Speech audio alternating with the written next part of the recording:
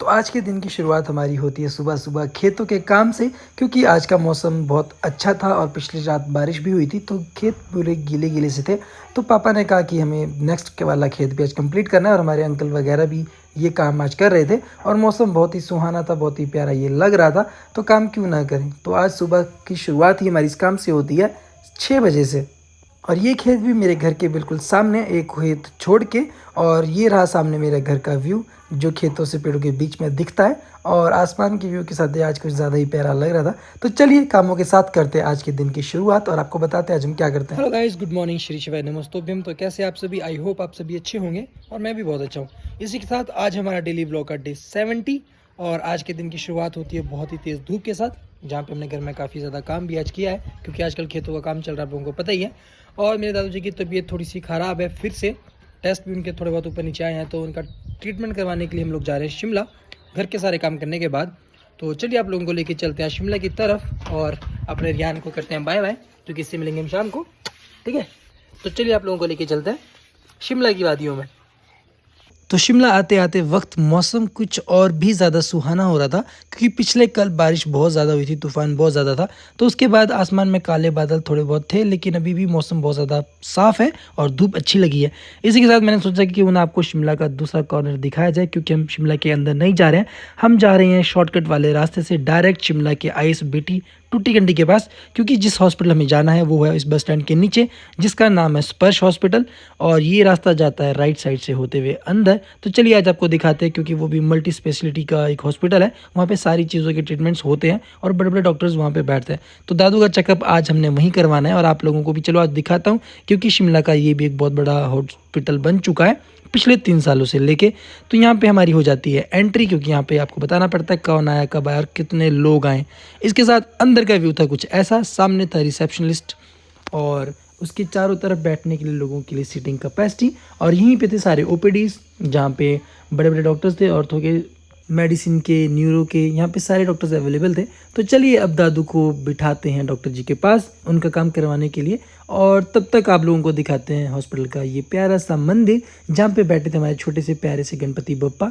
तो चलिए अभी हमारा काम यहाँ नहीं है तो हम निकलते हैं बाहर। दादू तो कर रहे हैं अभी वेट, क्योंकि हम थोड़ा सा लेट हुए हैं और लंच टाइम हो चुका है यहाँ पे। तो कल रात को हम भी नहीं सोए हैं, क्योंकि वीडियो एडिट करने में बहुत ज़्यादा टाइम लगा था, जिसमें मैंने 2-3 वीडियो कल बनाई थी।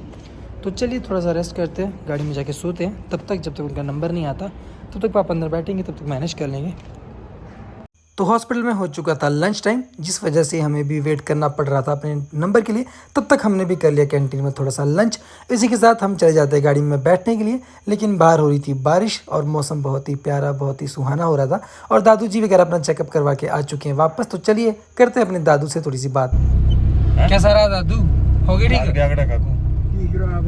हो गए ठीक? सारा दिन लगा दिया आज। क्यों लगाया सारा दिन? कब से बैठा था मैं गाड़ी में। तो दादू की टर्न आने के लिए काफ़ी ज़्यादा टाइम लग गया, क्योंकि हम घर से थोड़ा सा लेट आए थे। इसी के साथ अब हो चुकी है हमारी वापसी। तो रास्ते में हमें मिलता है एक तरबूज वाला और फूल के पौधों वाला। तो हमने थोड़ी सी जानकारी ली फ्रूट्स की, क्योंकि पापा का प्लान है कि हमने इस सीज़न के बाद कीवी के पौधे अपने खेतों में लगाने हैं। तो उसकी थोड़ी सी इन्फॉर्मेशन लेने के बाद हम चल पड़ते तरबूज लेने के लिए, क्योंकि दादू का मन था तरबूज खाने का। और यहाँ पे था बहुत ही बड़ा एक स्टॉल सा लगा हुआ, और ये रहा वो कीवी का पौधा जो इनके पास अवेलेबल था, लेकिन ये एक ही पौधा बचा था। तो सिंगल ये कहते हैं नहीं लगता, इन्होंने कहा। तो जब ये पूरा होगा ये नेक्स्ट टाइम ला के हमें देंगे और हम भी उसे लगाएंगे और आपको ज़रूर बताएंगे। इसी के साथ ये व्यू और मौसम थोड़ा सा ख़राब होने लग चुका है, लेकिन मौसम बहुत ही प्यारा बन रहा था, ठंडा ठंडा, क्योंकि हमारे पास गर्मी बहुत ज़्यादा है तत्ता पानी सुन्नी में। और ये रहा वो स्टॉल जहाँ से हमें तरबूज लेने थे, जहाँ पे बहुत सारे तरबूज लिए थे, रखे थे इन लोगों ने। तो हमें भी देख के काफ़ी अच्छे लगे, तो हमने चेक करके ये ले लिया और निकल पड़े अपने घर की तरफ। और यहीं पे रास्ते में हमें दिखानी पड़ती अपनी गाड़ी फिर से, क्योंकि आपको पता है हमारी गाड़ी काफ़ी ज़्यादा पुरानी है, तो काम इसका होता रहता है। होप सो हम जल्दी से नई गाड़ी ले। तो घर से हमारे साथ आए थे हमारे बड़े दादू जी भी, जिन्होंने अपना चेकअप किसी और हॉस्पिटल में करवाया था। तो वो थे यहाँ पे रवि भैया जी के पास, मेरे कज़न ही हैं, वो है फॉरेस्ट डिपार्टमेंट में। तो वो रहते हैं घनाटी में और उन्हें मिला रेजिडेंशियल एरिया। तो चलिए आप लोगों को दिखाता हूँ अपने रवि भैया का क्वार्टर, जो उन्हें सरकारी मिला है, और वो किस लोकेशन पर कितना ज़्यादा प्यारे व्यू में। चलिए आप भी देखिए। तो इनका क्वार्टर है बिल्कुल जंगल के बीच में, क्योंकि फॉरेस्ट डिपार्टमेंट की है तो इन्हें इसी के बीच में रहना पड़ता है। लेकिन ये बहुत ही ज़्यादा प्यारे व्यू में और अच्छी वेदर के बीच में, क्योंकि यहाँ पे कभी गर्मी का फील ही नहीं होता। बान के पेड़ों के बीच में बिल्कुल इनका क्वार्टर है और बहुत ही प्यारा सा यहाँ का लोकेशन और व्यू है, बहुत ही अच्छा दिल को लगता है। तो जैसे ही हम पहुँचते हैं अपने रवि भैया के रूम पे, हमें मिल जाते हैं सबसे पहले हमारे दादू जी, जो पहले से ही रेडी होके बैठे थे, क्योंकि घर जाना देने भी हमें हमारे साथ हमें काफ़ी ज़्यादा टाइम लग चुका था हमारे हॉस्पिटल में काम करवाने के लिए। और यहाँ पे थी हमारी श्रेजा, हमारी हमारी प्यारी सी गुड़िया, और मैं हूँ इसका चाचू। लेकिन ये यहाँ पे रहती है तो इससे मिलने का मौका हमें बहुत कम मिलता है। कभी कभी फंक्शन में जब घर आती है तो हम इसके साथ प्यार जताते हैं। बाकी आप लोगों को दिखाता हूँ यहाँ का रूम जो डेकोर किया है मेरी भाभी जी ने। और सरकारी क्वार्टर है, आपको पता ही है बाहर से कैसे होता है, लेकिन अंदर से मेंटेन खुद ही नहीं करना पड़ता है। तो भाभी जी ने ये बहुत ही अच्छे से इसे इतना अच्छे से मेंटेन किया है, आप लोग देख ही रहे होंगे, बहुत ही ज़्यादा नीट एंड क्लीन ही है।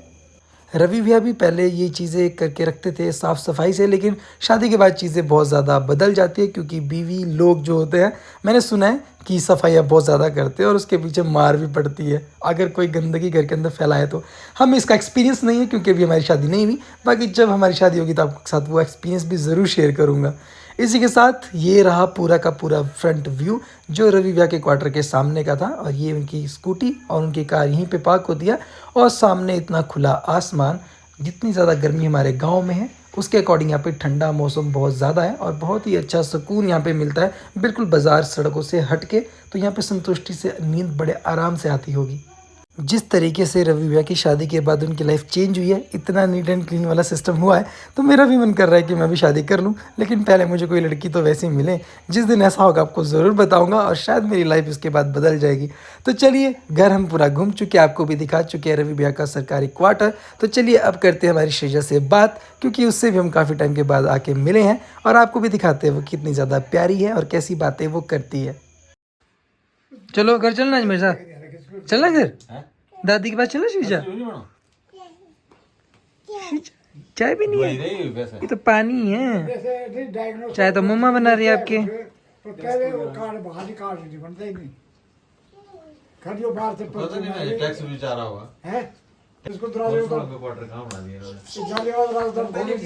नो नो नो, जितने नहीं नो नहीं श्रीजा नो। बाहर इतने होने देते थे, अरे उस फर्स्ट वाले खुद लगे रहने तो कोई आते नहीं डर के मारे। छांगने छूंगने तक चढ़ के बहुत ही ऊपर तो नहीं जाना, बस मना कर रही है। चलना श्रीजा, नहीं यार कुश्ती को आई फिर चलना भी कुश्ती को आई हो बालू। तो हमारे साथ काफ़ी खेलने के बाद, बातें करने के बाद, ये अपने बिस्किट के साथ खेलने में मगन हो गई। चाय बार बार ये नाम ले रही थी, लेकिन ये चाय पीती नहीं है, लेकिन सब लोगों को देखती है क्योंकि वो लोग चाय पीते रहते हैं, तो बार बार ये भी चाय चाय कहती रहती है। ठीक है शिजू, बाय बाय। बाय करो चाचू को। Bye bye. आज ये भी जल्दी से फिर घर ना, दोनों हाथ से बाय कर रही है, देखो कर तो कर रही है हाथ कुछ। हाँ कर रही है। गाड़ी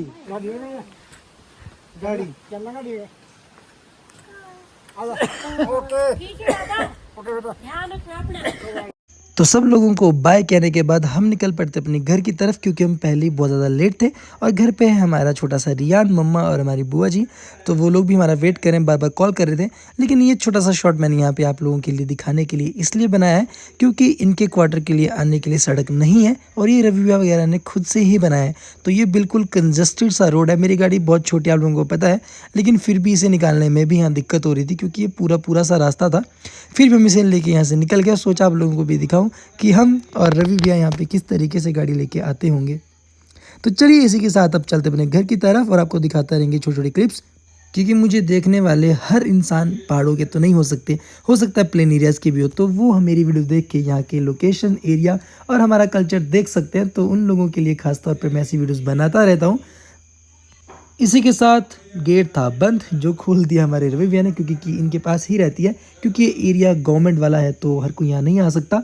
तो इसी के साथ रवि भैया जी को भी बाय बाय हमने कर दी और हमने कर दिया अपना सफ़र शुरू घर की तरफ। घर आते वक्त हमने ले लिया दूसरा रोड जिससे हम गए थे शिमला, उससे हम नहीं गए थे, लेकिन इस वाले रास्ते का व्यू थोड़ा ज़्यादा प्यारा था क्योंकि ये बिल्कुल पेड़ों के बीच में से और जंगल में से जाता था। तो मैंने सोचा क्यों ना आप लोगों को भी ये व्यू दिखाऊं, क्योंकि प्लेन एरियाज में चीज़ें नहीं होती और गर्मी के टाइम पे अगर ऐसी जगहों पे आप आओ तो यहाँ पे बहुत ज़्यादा ठंडक हमें मिलती है। तो इसी के साथ हम पहुँच जाते हैं अपने घर पे वापस, जहाँ पे हमें मिलता है हमारा रियान और हम इसलिए लेके आए थे वाटरमेलन, क्योंकि आजकल रियान हमारे घर आया तो इसके लिए फ्रूट्स लाना ज़रूरी होता है, क्योंकि वैसे ही नहीं तो ये बाहर की चीज़ी वगैरह खाता रहता है। तो चलिए करते हैं इससे भी थोड़ी सी बात और थोड़ी सी मस्ती। खाएगा रियानू? वाटरमेलन खाएगा तो पकड़ना तो पड़ेगा। रियान कहेगा इतना तो मेरा भी वेट नहीं है, भारी नहीं है। दे दे मैं उठाता हूँ, दे दे, मैं काट के खिलाऊंगा तुझे, ठीक है? आजा। पैर कैसे करते हैं? पूछी करके कैसे करते हैं? कुछ अच्छे से करो। अब वाटरमेलन खाएगा। चल, तो वाटरमेलन हमने काट लिया है, अब खाएगा हमारा रियानू और बताएगा कि कैसा है। कैसा है? अच्छा। तो रिया ने अंगूठा दिखा के कर दिया इस फ्रूट को पास, क्योंकि मैं इसे लेके आया था शिमला से, लेकिन ये बहुत बड़ा था तो इसे कट करके मैंने चेक किया था कि ये ठीक था भी कि नहीं, लेकिन रिया को ये चीज़ खाने में अच्छी लगी तो ये चीज़ सक्सेस रही जिसके लिए मैं लेके आया था। सारा वाटरमेलन ये क्या लेके आए मामा? खतरनाक चीज है। पकड़ लो। ये पकड़ अब लो। ये नहीं खाएगा। अब ये वाली पकड़ लो। ये क्या है? क्या है मैं? इधर दिखाओ, कैमरे में दिखाओ, इधर कैमरे में दिखाओ जरा, क्या है ये? क्या है ये तो कुछ चॉकलेट सा लग रहा है भाई। फाइनली शिमला से हम वापस पहुंच चुके अपने घर पे, और आज शायद सारा दिन मैं आप लोगों को कुछ खास दिखा नहीं पाया क्योंकि आज सारा दिन हम बिजी थे। आपको पता ही है, दादू को लेके शिमला गया था। तो चलिए, डिसिप्लिन तो डिसिप्लिन होता है, क्योंकि मैंने ये सोचा है कि इस साल के दिसंबर तक मैं डेली व्लॉग अपलोड करूंगा और फिर देखेंगे कि हमारी रीच कहाँ गेन होती है, कितना हमारा क्या होता है जो हम कर रहे हैं, क्या ये काम हमारा एक प्लेटफॉर्म की तरफ चल भी रहा है या नहीं, और क्या सक्सेस हमें मिलती है। इसीलिए मैं व्लॉग डालता हूँ डेली। तो अपना सपोर्ट मेरे साथ बना रखिए, लाइक शेयर सब्सक्राइब मेरे व्लॉग को करते रहिए और आप लोगों को एंटरटेन और नई नई जगह मैं दिखाता रहूँगा। और तो चलिए, आप लोगों को मिलते हैं कल नेक्स्ट व्लॉग में। तब तक के लिए bye bye, good night, take care.